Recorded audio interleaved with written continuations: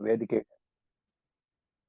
ವೇದಿಕೆಗೆ ಅವಕಾಶ ಕೊಟ್ಟಂತ ಮತ್ತೆ ಚನ್ನಬಸವ ಸರ್ಗೆ ಹಾಗೂ ಮೊದಲನೇದಾಗಿ ಪಿತಾಮಹ ಸುಭಾಷ್ ಪತ್ರಿಜಿ ಗುರುಗಳಿಗೆ ಮತ್ತೆ ಸ್ವರ್ಣಮಾಲ ಪತ್ರಿಜಿ ಮೇಡಮ್ ಅವ್ರಿಗೆ ನಾನು ಧನ್ಯವಾದಗಳನ್ನ ಮತ್ತೆ ಪ್ರಣಾಮಗಳನ್ನ ಅರ್ಪಿಸ್ತಾ ನನ್ನ ಇವತ್ತಿನ ಒಂದು ವಿಷಯ ಆದಂತಹ ಸಾಕ್ಷಿ ಹಾಗೆ ಧ್ಯಾನ ಈ ಒಂದು ವಿಷಯದ ಬಗ್ಗೆ ನಾನು ಕೆಲವೊಂದು ವಿಚಾರಗಳನ್ನ ಈ ಓಶೋ ಅವರ ಒಂದು ಪುಸ್ತಕದಿಂದ ನಾನು ಓದಿ ತಿಳ್ಕೊಂಡಿದ್ದೀನಿ. ಆ ವಿಚಾರಗಳನ್ನ ಈಗ ನಾನು ಈ ಒಂದು ವೇದಿಕೆಯಲ್ಲಿ ನಿಮ್ಗೂ ಕೂಡ ತಿಳಿಸೋದಕ್ಕೆ ಸಾಧ್ಯವಾದಷ್ಟು ಪ್ರಯತ್ನ ಪಡ್ತೀನಿ. ದಯವಿಟ್ಟು ನಾನು ಈ ಮೊದಲನೇ ಸಾರಿ ವೇದಿಕೆಯಲ್ಲಿ ಮಾತಾಡ್ತಾ ಇದ್ದೀನಿ. ಯಾವ್ದಾದ್ರು ಸಣ್ಣ ಪುಟ್ಟ ವಿಚಾರಗಳು ಮಿಸ್ ಆಗಿದ್ರೆ, ನಿಮ್ಗ ಆ ವಿಚಾರ ಬಗ್ಗೆ ತಿಳಿದಿದ್ರೆ ಈ ನನ್ನ ಒಂದು ವಿಚಾರ ಮುಗಿದ ಮೇಲೆ ತಾವುಗಳು ತಿಳಿಸ್ಕೊಡ್ಬೇಕು ಅಂತ ಈ ಮೂಲಕ ನಾನು ನಿಮ್ಗೆ ಹಾಗೆ ಈ ವಿಷಯಕ್ಕೆ ಸಂಬಂಧಪಟ್ಟಂತೆ ಧ್ಯಾನ ಮತ್ತೆ ಸಾಕ್ಷಿಯಾಗೋದಕ್ಕೆ ಸಂಬಂಧಪಟ್ಟಂಗೆ ಸಾಕ್ಷಿಯಾಗಿರೋದಕ್ಕೂ ಹಾಗೂ ಧ್ಯಾನಕ್ಕೂ ಇರುವ ಸಂಬಂಧ ಏನು ಅಂತ ಒಬ್ರು ಅವರ ಒಂದು ಶಿಷ್ಯ ಹೇಳ್ತಾರೆ ಅವ್ರನ್ನ ಇರುವಂತಹ ಸಂಬಂಧವೇನು ಅಂತ. ಅದಕ್ಕೆ ಓಶೋ ಅವರು ಮೊದಲನೇದಾಗಿ ಮಾನವನ ಜೀವನವನ್ನ ಒಂದು 4 ವರ್ತುಲಗಳನ್ನಾಗಿ ವಿಂಗಡಿಸಬಹುದು ಅಂತಂತ. ಅಂದ್ರೆ ಒಂದು ಮಾನವನ ಜೀವನವನ್ನ ಒಂದು ಅನ್ಕೊಂಡ್ರೆ ಅದನ್ನ 4 ಭಾಗಗಳಾಗಿ ವಿಂಗಡಿಸಬಹುದು. ಮೊದಲನೇ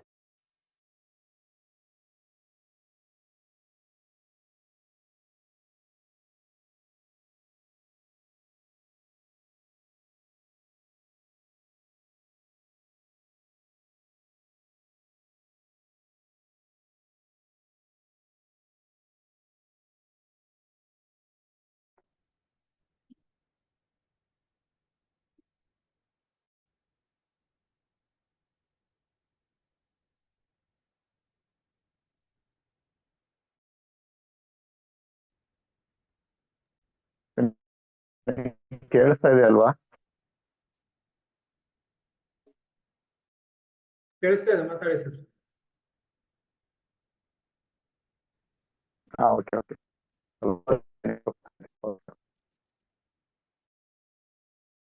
ಹೀಗೆ ಮಾನವನ ಜೀವನವನ್ನ 4 ವರ್ತುಲಗಳಾಗಿ ವಿಂಗಡಿಸಬಹುದು ಅಂತ ತಿಳಿಸಿದ್ದಾರೆ. ಇದು ಕ್ರಿಯೆ ಅಂದ್ರೆ ಮೀನ್ಸ್ ಕಾರ್ಯ, ಇದು ಕಾರ್ಯದ ಜಗತ್ತು ಅಂತ. ಇದು ಅತ್ಯಂತ ಯಾವಾಗಲೂ ಕೂಡ ಹೊರಗಿನದಾಗಿರ್ತದೆ. ಹಾಗೆ ಅದ್ರ ಸ್ವಲ್ಪ ಒಳಗಡೆ ಹೋದಂಗೆ ಯೋಚನೆಗಳ ಜಗತ್ತು ಅಂತ ಬರುತ್ತೆ. ಅದರ ನಂತರ ಭಾವನೆಗಳ, ಪ್ರೀತಿಯ ಮತ್ತು ಭಕ್ತಿಯ ಜಗತ್ತು. ಮತ್ತ ಅದರ ಒಳಗೆ ಚಲಿಸಿದಂತೆ ಕೇಂದ್ರಕ್ಕೆ ಬಂದಾಗ ಸಾಕ್ಷಿಯ ಜಗತ್ತು ಅಂತಂತ. ಈ ನಾವು ಯಾವ ವಿಚಾರವಾಗಿ ನಾವು ಚರ್ಚೆ ಮಾಡ್ತಾ ಇದೀವೋ ಆ ಒಂದು ಸಾಕ್ಷಿಯ ಜಗತ್ತು ತುಂಬಾ ಆಳದಲ್ಲಿರುವಂತದ್ದು ಮತ್ತೆ ಕೇಂದ್ರದಲ್ಲಿರುವಂತದ್ದು. ಮೊದಲನೇದಾಗಿ ಕ್ರಿಯೆ ಜಗತ್ತು, ಎರಡನೇದು ಯೋಚನೆಗಳ ಜಗತ್ತು, ಮೂರನೇದು ಭಾವನೆಯದು, 4ನೇ ಜಗತ್ತು ಬಂದು ಸಾಕ್ಷಿಯ ಜಗತ್ತು. ಹಾಗೆ ಪ್ರತಿಯೊಬ್ಬ ಮನುಷ್ಯನಿಗೂ ಕೂಡ ಹುಟ್ಟಿನಿಂದ ಸಾಕ್ಷಿಯಾಗಿರೋದು ಅವನ ಸ್ವಭಾವ.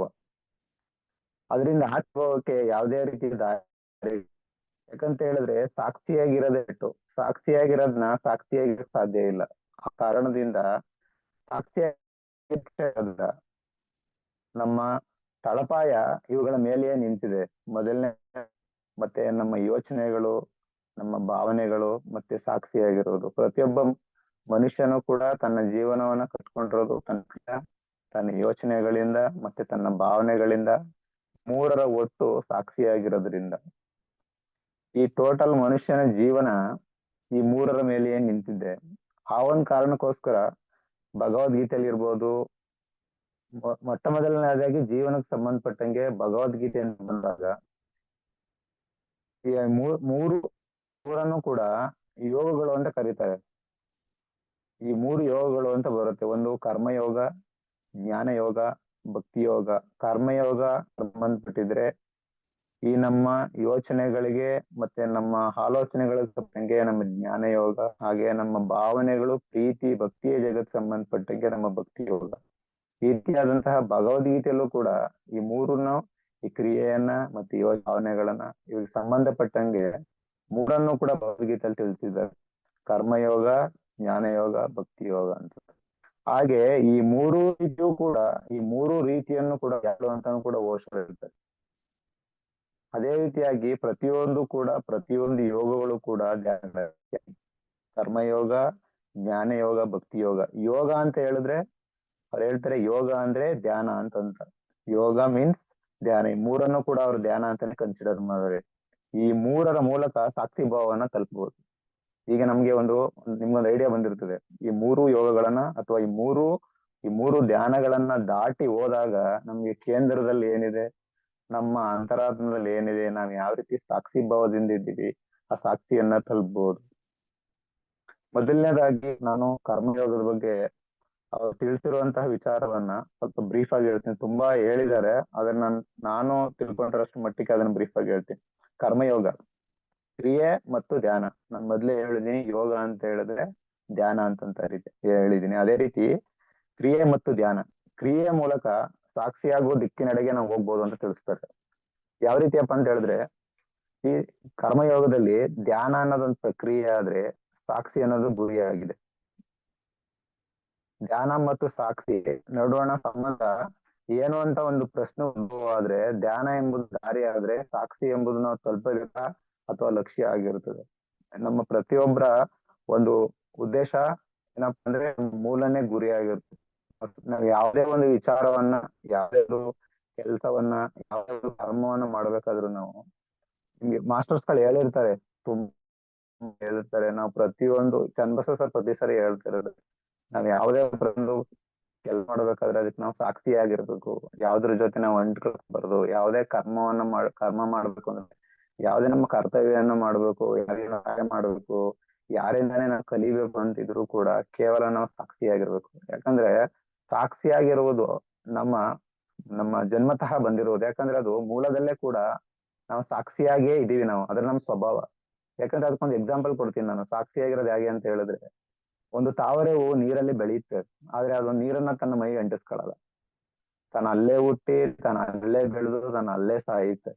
ಆದ್ರೆ ತನ್ನ ಯಾವುದೇ ಕರ್ಮಗಳನ್ನ, ತನ್ನ ಯಾವುದೇ ಬೆಳವಣಿಗೆಗಳನ್ನ, ತನ್ನ ಯಾವುದೇ ಒಂದು ಇದ್ರೂ ಕೂಡ ಅದು ಯಾವ್ದಕ್ಕೂ ಕೂಡ ಅಂಟ್ಕೊಳ್ಳಲ್ಲ. ಯಾವುದೇ ಸೌಂದರ್ಯಕ್ಕಿರ್ಬೋದು, ನೀರಿಗಿರ್ಬೋದು, ತನ್ನ ಬೆಳವಣಿಗೆಗಿರ್ಬೋದು, ತನ್ನ ದೇಹಕ್ಕಿರ್ಬೋದು, ಯಾವ್ದಕ್ಕೂ ಕೂಡ ಅದು ಅಂಟ್ಕೊಳ್ಳಲ್ಲ. ಹಂಗಾಗಿ ಮನುಷ್ಯನ ಪ್ರತಿಯೊಂದು ಕರ್ಮಗಳಿರ್ಬೋದು, ಬೆಳವಣಿಗೆಗಳಿರ್ಬೋದು, ಪ್ರತಿಯೊಂದೊಂದು ಕಲಿಕೆ ಇರ್ಬೋದು, ಪ್ರತಿಯೊಂದು ಕೂಡ ಅವ್ರ ಕೇವಲ ನಾವು ಸಾಕ್ಷಿಯಾಗಿರ್ಬೇಕು.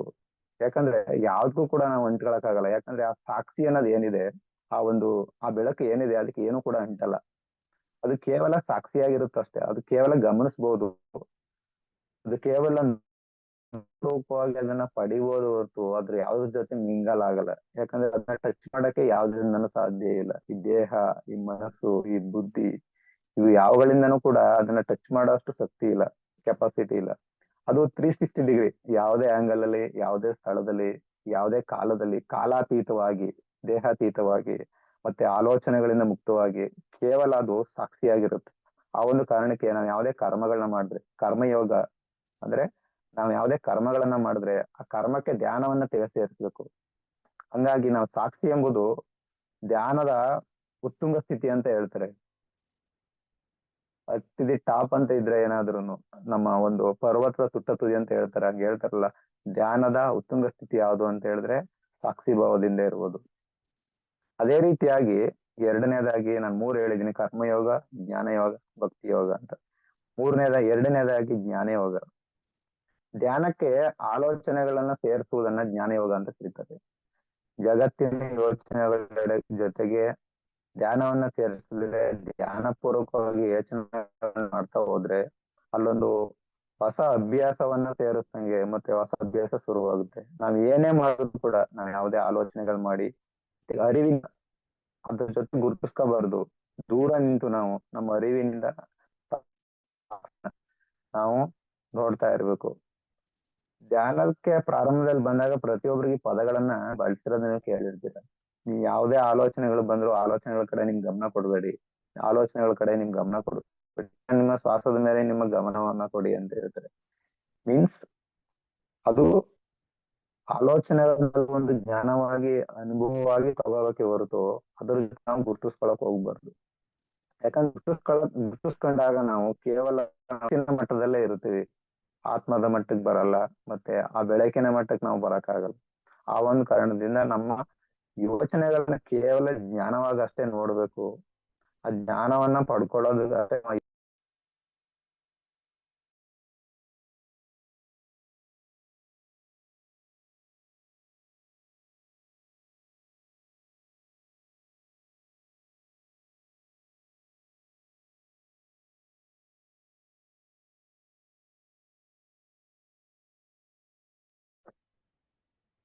ಪ್ರತಿಯೊಂದು ಹಂತಗಳಲ್ಲೂ ಕೂಡ ಜ್ಞಾನವನ್ನ ಪಡಿತಾ ನಾವು ಪ್ರಯಾಣವನ್ನ ಪ್ರಾರಂಭ ಮಾಡ್ಬೋದು. ಈ ನಮ್ಮ ಪ್ರಯಾಣದ ತುತ್ತ ತುದಿ ನಾನು ಮೊದಲೇ ಹೇಳಿದೀನಿ, ಜ್ಞಾನದ ತುತ್ತ ತುದಿ ಸಾಕ್ಷಿಯಾಗಿರುವುದು ಅಂತಂದ. ಈ ನಾವು ಜ್ಞಾನವನ್ನು ಪಡಿತಾ ಒಂದೇ ಹಂತ ಹೋದಾಗ ನಮ್ಮ ಧ್ಯಾನ ಧ್ಯಾನದ ಯಾವುದೇ ದಿಕ್ಕನ್ನ ಕೂಡ ನಾವು ಬದಲಾಯಿಸ್ತದೆ. ಸೇಮ ಶ್ವಾಸದ ಮೇಲೆ ಗಮನ ಯಾವ ರೀತಿ ಇರುತ್ತೆ ಅದೇ ರೀತಿ ಶ್ವಾಸದ ಮೇಲೆ ಗಮನವನ್ನ ಕೊಟ್ಟು ಯಾವುದೇ ಆಲೋಚನೆಗಳನ್ನು ಕೂಡ ನಾವು ಅದ್ರ ಕಡೆ ಗಮನ ಕೊಡದೇನೆ ಅದನ್ನ ಕೇವಲ ಒಂದು ಜ್ಞಾನವಾಗಿ, ಒಂದು ಅನುಭವವಾಗಿ, ಅದಕ್ಕೂ ನಮಗೂ ನಮ್ಮ ಆಲೋಚನೆಗಳು ಒಂದು ಅಂತರವನ್ನ ನಾವು ಸೃಷ್ಟಿ ಮಾಡ್ಕೊಂಡು ಮುಂದೆ ಸಾಗ ನಾವು ಸಾಕ್ಷಿಗಳಿಗೆ ಚಲಿಸುವ ವಾಹನವಾಗ್ತೀವಿ. ಆ ಧ್ಯಾನವನ್ನ ಒಂದು ಪ್ರಕ್ರಿಯೆಯಾಗಿ, ಒಂದು ವಾಹನವಾಗಿ ಬಳಸ್ತಾ ಸಾಕ್ಷಿಯಡೆಗೆ ಚಲಿಸುವ ಒಂದು ವಾಹನವಾಗಿ ಮಾಡ್ಕೋಬಹುದು. ಅದೇ ರೀತಿ ಮೂರನೇದಾಗಿ ಭಕ್ತಿ ಯೋಗ. ಭಾವನೆಗಳಿಗೆ ಧ್ಯಾನವನ್ನ ಸೇರಿಸುವುದು. ಮೊದಲನೇದು ಕರ್ಮಕ್ಕೆ ಧ್ಯಾನವನ್ನ ಸೇರಿಸುವ ಕರ್ಮಯೋಗ ಆಗುತ್ತೆ.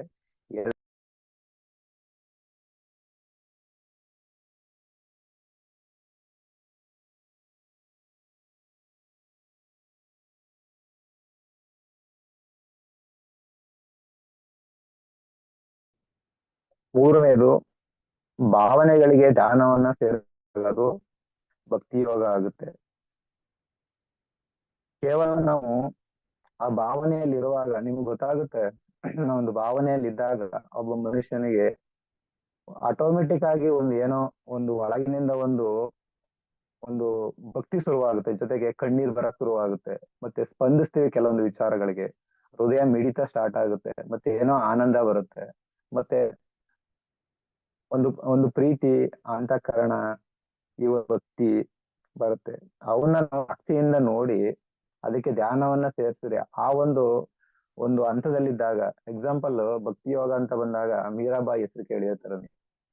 ಅವರು ಕೇವಲ ಭಕ್ತಿಯನ್ನ ಮುಕ್ತಿಯನ್ನ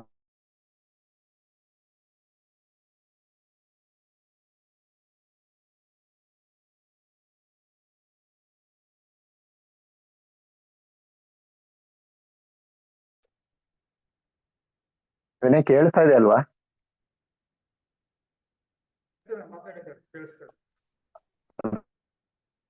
ಕಟ್ ಕಟ್ ಆಗ್ತಾ ಇದೆ, ಸ್ವಲ್ಪ ನೆಟ್ವರ್ಕ್ ಇಶ್ಯೂ ಆಯ್ತು ಅದಕ್ಕೋಸ್ಕರ. ಸ್ವಲ್ಪ ಕಟ್ ಕಟ್ ಆಗ್ತಾ ಇದೆ, ಸ್ವಲ್ಪ ನೆಟ್ವರ್ಕ್ ಇಶ್ಯೂ. ಕ್ಲಿಯರ್ ಇದೆಯಲ್ಲ ವಾಯ್ಸ್ ನಂದು? ಕ್ಲಿಯರ್ ಇದೆ. Okay okay.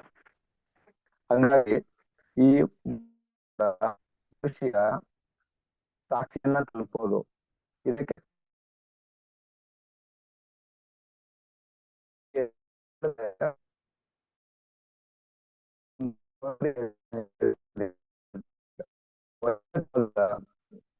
ಕೆಲವೊಬ್ಬರಿಗೆ ಅಲರ್ಜಿ ಇರುತ್ತೆ. ಈಗ ಅವ್ರಿಗೆ ಅಲರ್ಜಿ ಇರುತ್ತೆ ಅನ್ನೋದಕ್ಕಿಂತ ಮೊದಲು ಟಾಬ್ಲೆಟ್ ನ ನುಂಗಕ್ಕೆ ಅವ್ರು ತುಂಬಾ ಕಷ್ಟ ಪಡ್ತಾ ಇರೋದು, ಆ ಮಾತ್ರೆಗಳನ್ನ ನುಂಗೋದಿಕ್ಕೆ. ಅವ್ರೇನ್ ಮಾಡ್ತಾರೆ, ನಾವು ನುಂಗಕ್ಕಾಗಲ್ಲ, ಕೆಲವೊಂದು ವೇಗಳನ್ನ ಹೇಳ್ಕೊಡ್ರೆ, ಆಯ್ತು ಜೇನುತುಪ್ಪದಲ್ಲಿ ತಗೊಳ್ಳಿ, ಊಟದಲ್ಲಿ ತಗೊಳ್ಳಿ, ಅಥವಾ ನಿಮ್ಗೆ ಯಾವ್ದು ಇಷ್ಟ ಇದೆಯೋ ಜ್ಯೂಸ್ ಅಲ್ಲಿ ತಗೊಳ್ಳಿ, ಹಾಲು ತಗೊಳ್ಳಿ, ನೀರಿನ ತಗೊಳ್ಳಿ ಅಂತ. ಕೆಲವೊಬ್ರು ಜೇನುತುಪ್ಪ ಇಷ್ಟ ಪಡಲ್ಲ.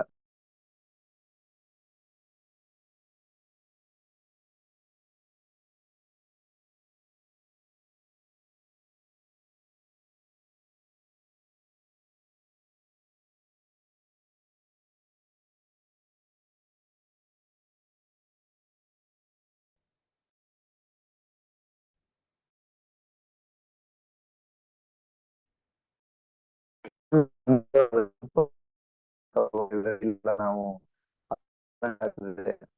ಜೇಗೆ ನಾವು ಮಾಡೋಣ ಬೇಡ ಅಂತ ಕೆಲವೊಬ್ರು ಅಂತ ಹೇಳ್ತಾರೆ. ಕೆಲವೊಬ್ರು ನೀರ್ನಲ್ಲಿ ತಗೊಳ್ಳಿ ಅಂತ ಹೇಳಿದಾಗ ಓಕೆ ಅಂತ ಹೇಳ್ತಾರೆ. ಆದ್ರೆ ನಾವಿಲ್ಲಿ ಗಮನಿಸ್ಬೇಕಾದ ಮೂರು ಅಂಶ ಏನು